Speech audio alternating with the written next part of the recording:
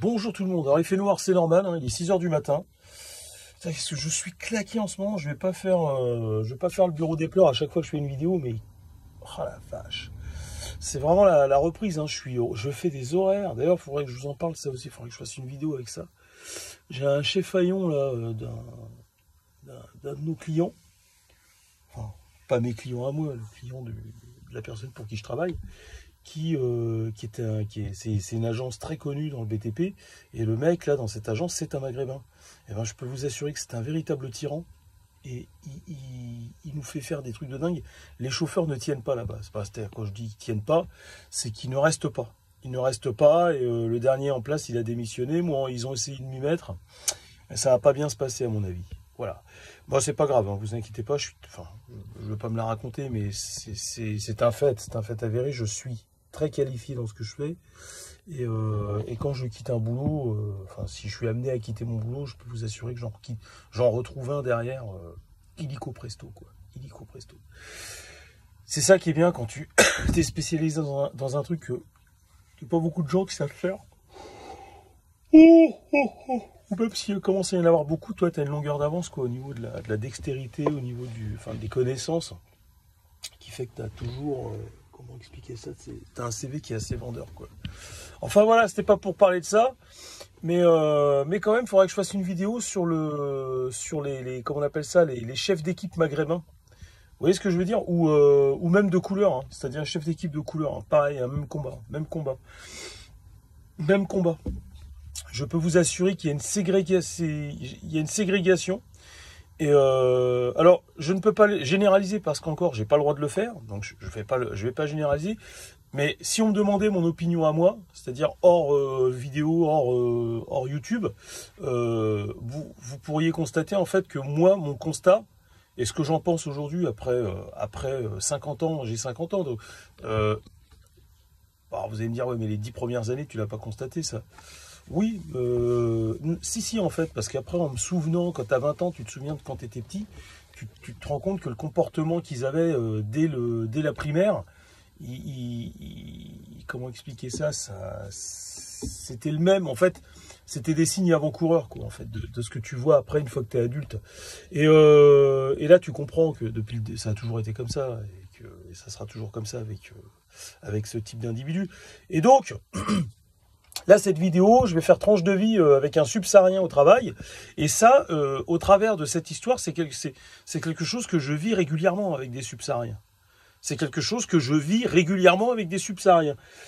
J'arrive même plus à m'énerver tellement je suis claqué. Mais c'est un truc de dingue en ce moment. Putain, c'est vraiment le pompon, quoi. Vivement les jours fériés qui vont arriver. Ça va nous faire du bien, là. Il y en a le 21. Je pense que je vais prendre un pont. C'est pas un pont, là, c'est un aqueduc que je vais prendre, là, c'est un truc. Hein? Et donc, je vais essayer de prendre mon vendredi, comme ça va me faire 4 jours d'affilée, quoi, ça va être bonheur. Et je vais refaire le même style de tambouille au mois de mai, là. Je vais essayer de fabriquer un truc qui fait plusieurs jours, quoi. Vous voyez ce que je veux dire, pour pouvoir me reposer. Et donc, hier, on m'a refilé un subsaharien. Le mec, dans les genres 1m84, 1m83, donc pas pourri, quoi.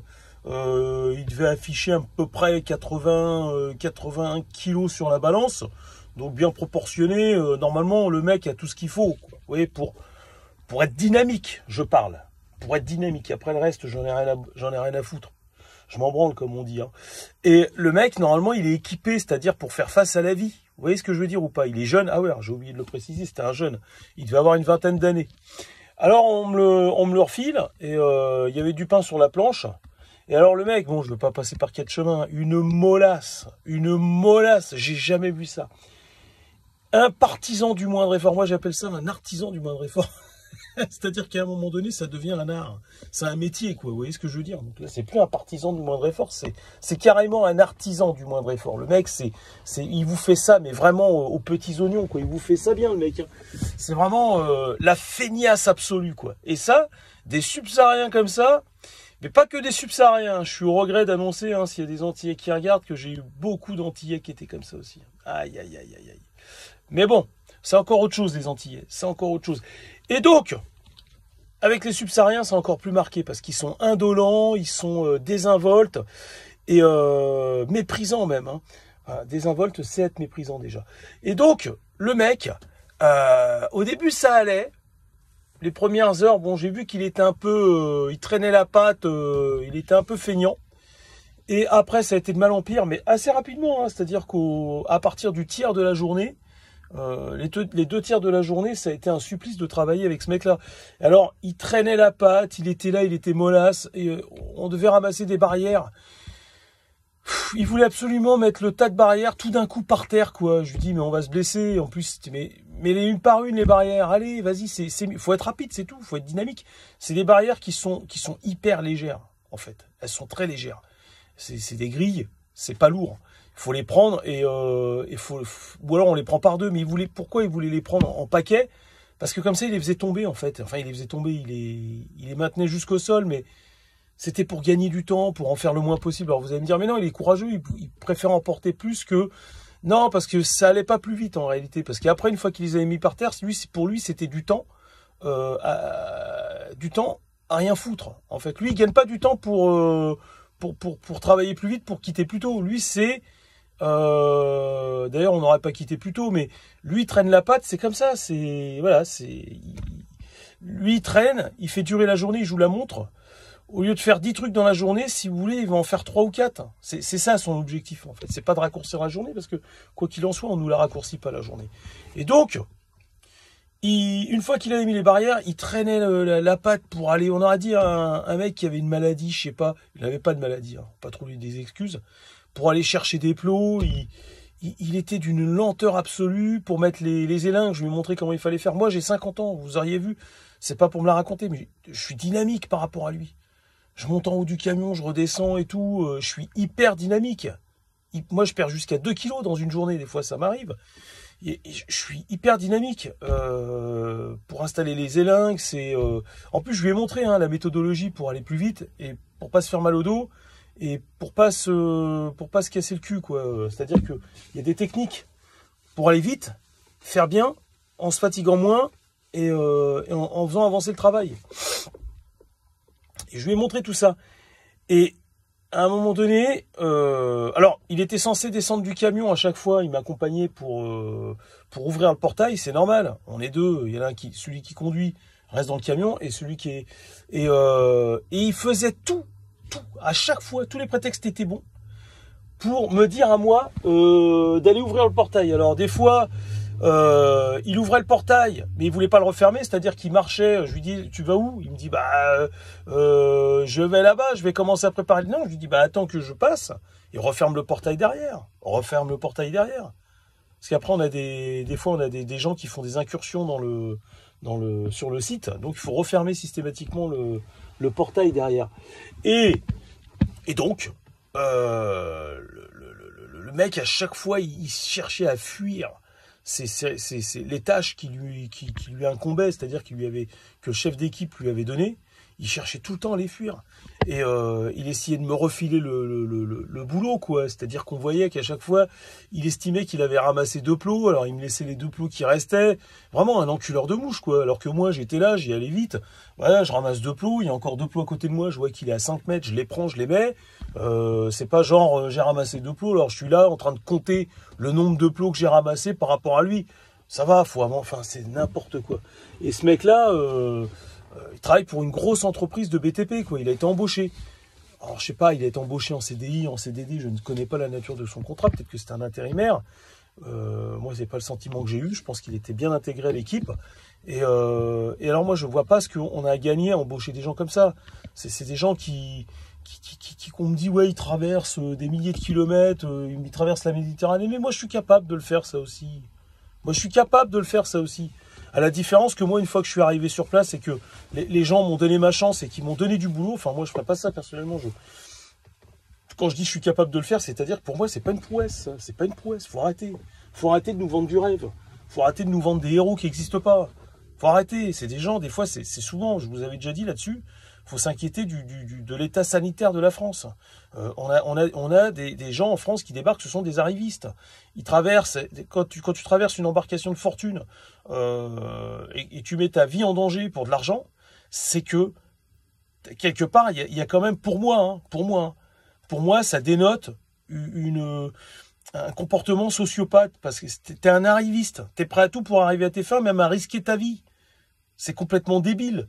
Moi, tu me dis, ouais, tiens, si demain je te donne un poste, je sais pas, moi, dans un pays, il faut que tu traverses la mer, une mer. La Méditerranée, c'est pas rien, s'il vous plaît, c'est un petit océan, ça.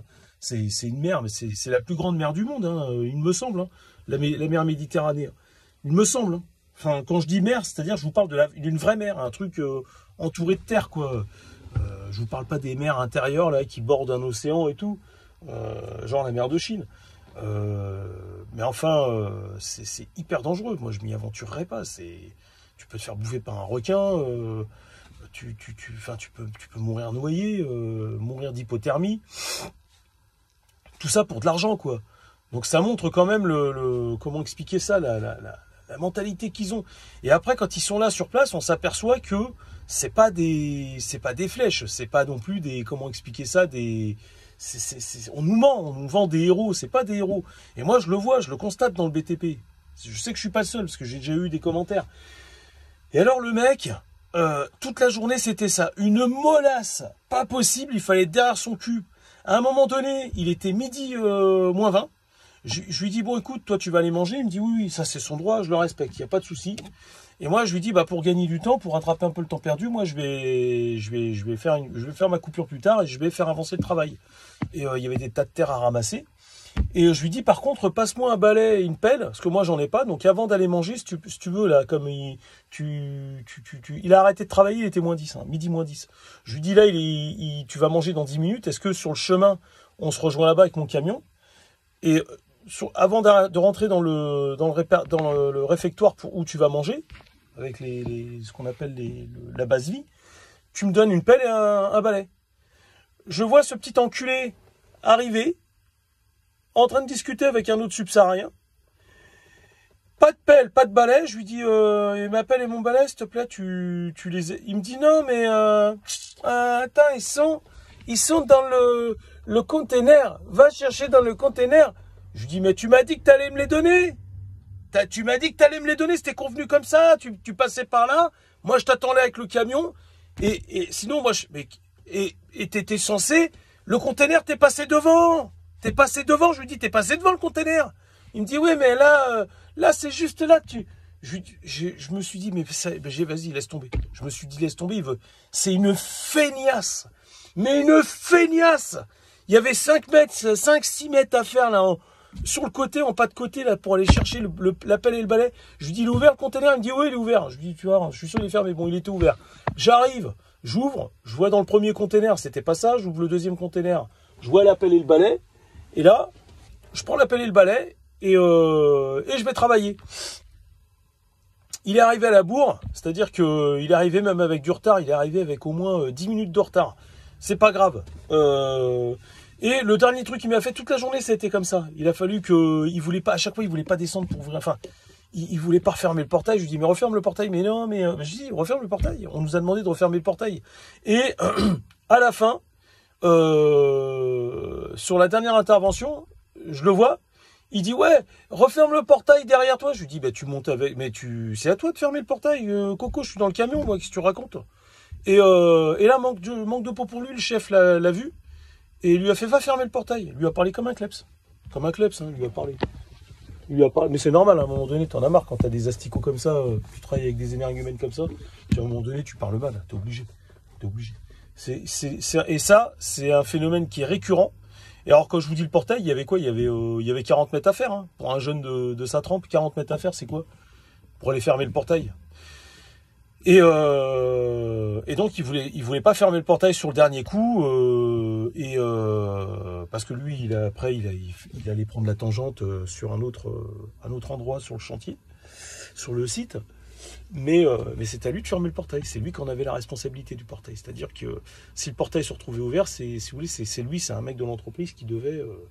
Enfin voilà, j'ai fini mes 14 minutes pour vous raconter tout ça, mais je peux vous assurer que c'est très grave, parce qu'en réalité... On nous raconte des conneries, ces gens-là viennent, on ne les invite pas, ils viennent maintenant, ils s'invitent eux-mêmes en France. C'est aberrant, quoi. Ils s'invitent, c'est eux qui décident s'ils rentrent en Europe ou pas, en Occident. Ils s'invitent, on finit, nous, Enfin, pas moi, mais le gouvernement finit par régulariser ces gens-là, alors que ce sont c'est des gens sans foi ni loi qui se permettent de venir sans qu'on leur ait donné notre approbation. Ils se permettent de venir, on leur donne du boulot, une fois qu'ils ont du boulot, tu parles, c'est pas... Mais moi je les vois tous les jours. Ils sont plus syndiqués que les Français, ces gens-là, ils sont plus... Je vous assure, je sais qu'il y a des gens qui vont corroborer ce que je dis. Ils sont ultra informés de leurs droits. S'ils estiment qu'ils ont déplacé trop de volume dans la journée, ils s'arrêtent. Ils prennent une coupure, je vous assure, après ils traînent la patte toute la journée, ils se plaignent, ils sont tout le temps en train de geindre. Ils sont tout le temps en train de geindre. Tout le temps en train de geindre. Même quand ils sont 5 pour faire ou 4 pour faire une tâche, des fois ils sont 3 pour accomplir un travail que même un mec pourrait faire sans attraper d'ampoule dans la journée. Mais les mecs, ils se plaignent, tu les vois, ils se plaignent, ils sont au téléphone. À chaque fois que je vous ai dit, à chaque fois que j'en prends un dans le camion avec moi, il se met au téléphone. Hier, il pouvait pas téléphoner parce qu'il y avait à peine 3 minutes entre le moment où on quittait un endroit du site, l'endroit A, et où on se rendait sur l'endroit B. En fait, il y avait à peine 3 minutes, donc il n'avait pas le temps de sortir son téléphone. Bon, c'était impossible. C'est pour ça qu'il n'a pas sorti son téléphone. Et je pense que dans cette entreprise où j'étais là, je pense qu'il les surveille par rapport à ça. Mais à chaque fois que je prends un subsaharien dans le camion avec moi, le mec, le premier réflexe qu'il a, il sort son téléphone, Umgala. Et je leur dis à chaque fois maintenant, quand ils montent avant de monter dans le camion, je lui dis par contre, tu sais, ici, c'est mon espace, c'est pas une cabine téléphonique. D'accord? Donc tu téléphones pas. Il y a une règle ici, tu rentres dans mon camion, tu nettoies tes chaussures.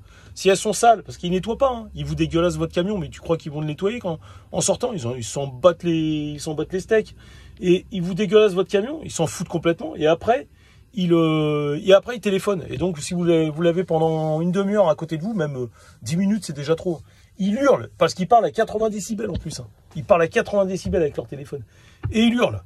C'est insupportable, insupportable. Et c'est avec ça qu'on est en train de reconstruire la France, avec ce type de citoyens. Demain, mais ça j'en reparlerai dans une autre vidéo, juste après, tiens, allez, pour la peine. Je vous dis à bientôt.